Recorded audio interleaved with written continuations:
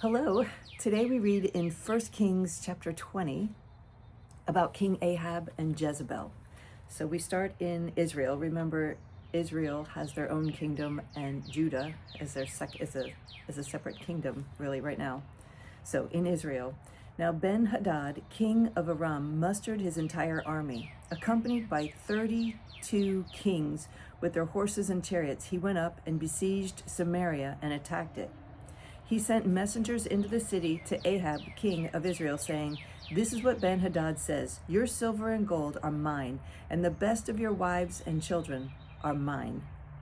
The king of Israel answered, "Just as you say, my lord the king, I and all I have are yours." Wow. The messengers came again and said, "This is what Ben-Hadad says, I sent to demand your silver and gold, your wives and children, but about this time tomorrow I'm going to send my officials to search your palace and the house of your officials. They will seize everything you value and carry it away." The king of Israel summoned all the elders of Israel and said to them, "See how this man is looking for trouble? When he sent for my wives and my children, my silver and my gold, I did not refuse him." The elders and the people all answered, "Don't listen to him or agree to his demands." So he replied to Ben-Hadad's messengers, "Tell my lord the king, your servant will do all you demanded the first time, but this demand I cannot meet." They left and took the answer back to Ben-Hadad. Then Ben-Hadad sent another message to Ahab, "May the gods deal with me, be it ever so severely, if enough dust remains in Samaria to give each of my men a handful." The king of Israel answered, "Tell him, one who puts on his armor should not boast like one who takes it off." Ben-Hadad heard this message while he and the kings were drinking in their tents, and he ordered his men, "Prepare to attack." So they prepared to attack the city. Meanwhile, a prophet came to Ahab, king of Israel, and announced, "This is what the Lord says. Do you see this vast army? I will give it into your hand today, and then you will know that I am the Lord." "But who will do this?" asked Ahab. The prophet replied, "This is what the Lord says. The young officers of the provincial commanders will do it." "And who will start the battle?" he asked. The prophet answered, "You will." So Ahab summoned the young officers of the provincial commanders, 232 men. Then he assembled the rest of the Israelites, 7,000 in all. They set out at noon while Ben-Hadad and the 32 kings allied with him were in their tents getting drunk. The young officers of the provincial commanders went out first. Now Ben-Hadad had dispatched scouts who reported, "Men are advancing from Samaria." He said, "If they have come out for peace, take them alive. If they have come out for war, take them alive." The young officers of the provincial commanders marched out of the city with the army behind them, and each one struck down his opponent. At that, the Arameans fled, with the Israelites in pursuit. But Ben-Hadad, king of Aram, escaped on horseback with some of his horsemen. The king of Israel advanced and overpowered the horses and chariots and inflicted heavy losses on the Arameans. Afterward, the prophet came to the king of Israel and said, "Strengthen your position and see what must be done, because next spring the king of Aram will attack you again." Meanwhile, the officials of the king of Aram advised him, "Their gods are gods of the hills. That's why they were too strong for us. But if we fight them on the plains, surely we will be stronger than they. Do this: remove all the kings from their commands and replace them with other officers. You must also raise an army like the one you lost, horse for horse and chariot for chariot, so we can fight Israel on the plains. Then surely we will be stronger than they." He agreed with them and acted accordingly. The next spring, Ben-Hadad mustered the Arameans and went up to Aphek to fight against Israel. When the Israelites were also mustered and given provisions, they marched out to meet them. The Israelites camped opposite them like two small flocks of goats, while the Arameans covered the countryside. The man of God came up and told the king of Israel, "This is what the Lord says.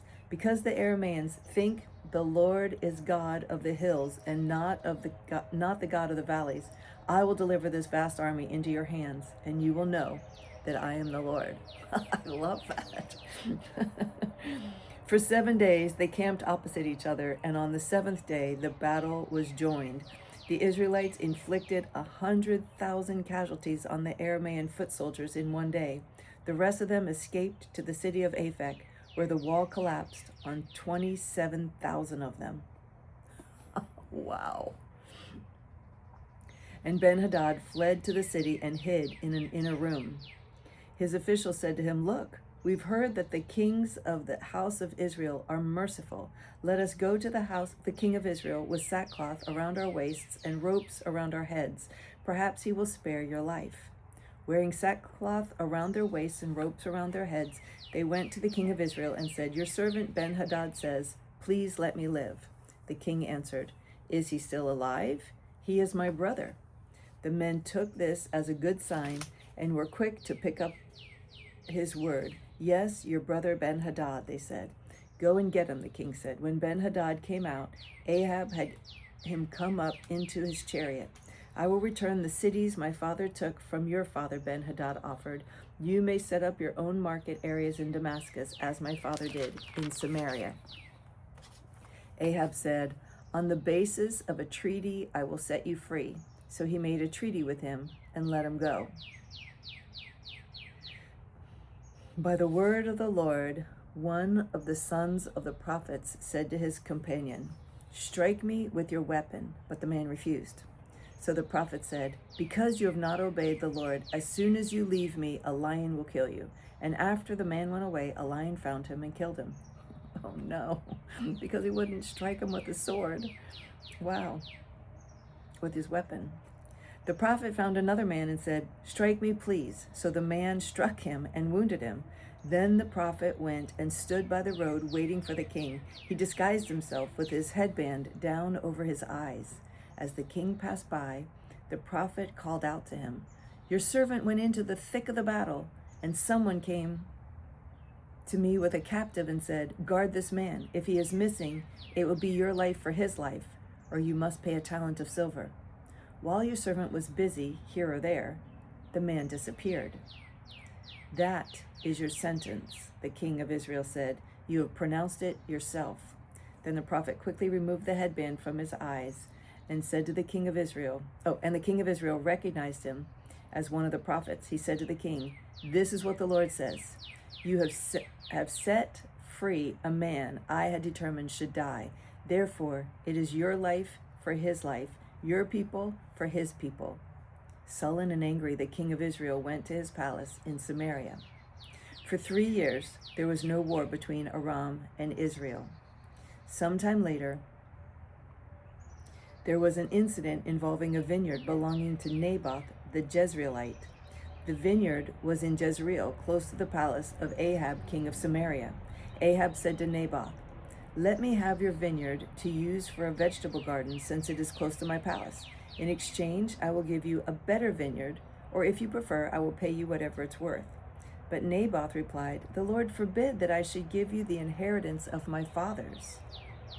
So Ahab went home sullen and angry, because Naboth the Jezreelite had said, "I will not give you the inheritance of my fathers." He lay on his bed sulking and refused to eat. His wife Jezebel came in and asked him, "Why are you so sullen? Why won't you eat?" He answered, "Because I said to Naboth the Jezreelite, 'Sell me your vineyard, or if you prefer, I'll give you another vineyard in its place.' But he said, 'I will not give you my vineyard.'" Jezebel, his wife, said, "Is this how you act as king over Israel? Get up, eat, cheer up. I'll get the vineyard of Naboth the Jezreelite." So she wrote letters in Ahab's name, placing his seal on them, and sent them to the elders and nobles who lived in Naboth's city with him. In those letters she wrote, "Proclaim a day of fasting and seat Naboth in a prominent place among the people, but seat 2 scoundrels opposite him and have them testify that he has cursed both God and the king. Then take him out and stone him to death." So the elders and nobles who lived in Naboth's city did as Jezebel directed in the letters she had written to them. They proclaimed a fast, seated Naboth in the prominent place among the people. Then 2 scoundrels came and sat opposite him and brought charges against Naboth before the people, saying, "Naboth has cursed both God and the king." So they took him outside the city and stoned him to death. Then they sent word to Jezebel, "Naboth has been stoned and is dead." As soon as Jezebel heard that Naboth had been stoned to death, she said to Ahab, "Get up, take possession of the vineyard of Naboth the Jezreelite, that he refused to sell you. He's no longer alive, but dead." When Ahab heard that Naboth was dead, he got up and went down to take possession of Naboth's vineyard. Then the word of the Lord came to Elijah the Tishbite, "Go down to meet Ahab, king of Israel, who rules in Samaria. He is now in Naboth's vineyard, where he has gone to take possession of it. Say to him, 'This is what the Lord says. Have you not murdered a man and seized his property?' Then say to him, 'This is what the Lord says. In the place where dogs licked up Naboth's blood, dogs will lick up your blood. Yes, yours.'" Ahab said to Elijah, "So you have found me, my enemy." "I have found you," he answered, "because you have sold yourself to do evil in the eyes of the Lord. I am going to bring disaster on you. I will consume your descendants and cut off from Ahab every last male in Israel, slave or free. I will make your house like that of Jeroboam, son of Nebat, and that of Baasha, son of Ahijah, because you have provoked me to anger and have caused Israel to sin." And also concerning Jezebel, the Lord says, "Dogs will devour Jezebel by the wall of Jezreel. Dogs will eat those belonging to Ahab who die in the city, and the birds of the air will feed on those who die in the country."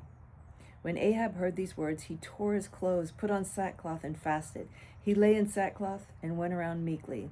Then the word of the Lord came to Elijah the Tishbite. "Have you noticed how Ahab has humbled himself before me?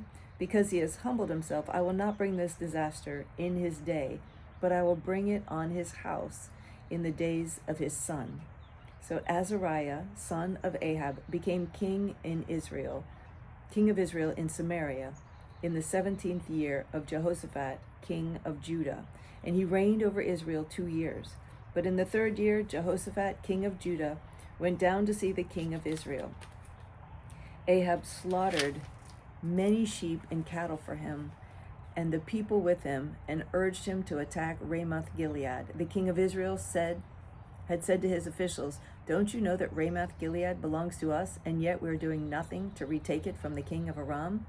So he asked Jehoshaphat, "Will you go with me to fight against Ramoth Gilead?" Jehoshaphat replied to the king of Israel, "I am as you are, my people as your people, my horses as your horses." But Jehoshaphat also said to the king of Israel, "First seek the counsel of the Lord." So the king of Israel brought together the prophets, about 400 men, and asked them, "Shall I go to war against Ramoth Gilead, or shall I refrain?" "Go," they answered, "for the Lord will give it into the king's hand." Dressed in their royal robes, the king of Israel and Jehoshaphat, king of Judah, were sitting on their thrones at the threshing floor by the entrance of the gate of Samaria, and all the prophets prophesying before them. Now Zedekiah, son of Kenana, had made iron horns, and he declared, "This is what the Lord says, with these you will gore the Arameans until they are destroyed." All the other prophets were prophesying the same thing. "Attack Ramoth Gilead and be victorious," they said, "for the Lord will give it into the king's hand." But Jehoshaphat asked, "Is there not a prophet of the Lord here whom we can inquire of?" The king of Israel answered Jehoshaphat, "There's still one man through whom we can inquire of the Lord, but I hate him, because he never prophesies anything good about me, but always bad. He is Micaiah, son of Imaiah." I can't tell if it's Imaiah or Imla. Anyway, I can't tell.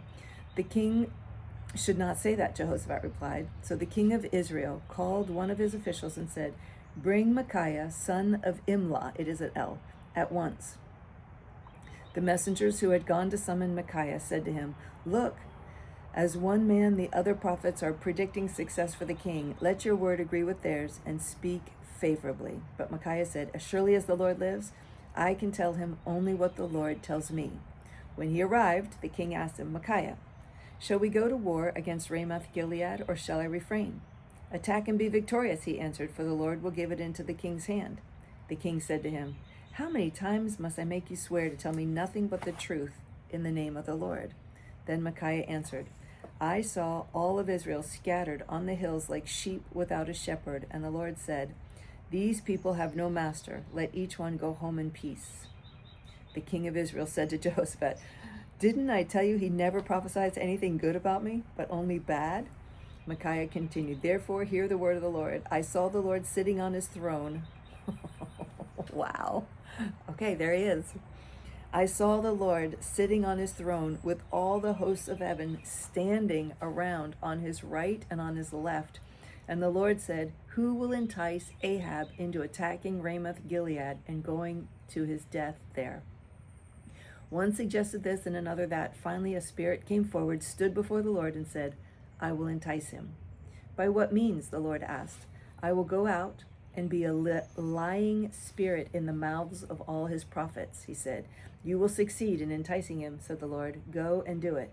So now the Lord has put a lying spirit in the mouths of all these prophets of yours. The Lord has decreed disaster for you.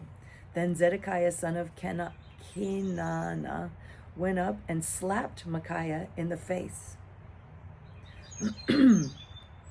Which way did the spirit from the Lord go when he went from me to speak to you? He asked. Micaiah replied, you will find out on the day you go hide in an inner room. The king the king of Israel then ordered, take Micaiah and send him back to Ammon, the ruler of the city, and to Joash, the king's son, and say, this is what the king says, put this fellow in prison and give him nothing but bread and water until I return safely. Micaiah declared, if you ever return safely, the Lord has not spoken through me. Then he added, mark my words, all you people. Wow, bummer for him, right? Because if he's right, he stays in prison the rest of his life. If he's wrong, he gets let out, but probably dies. But anyway.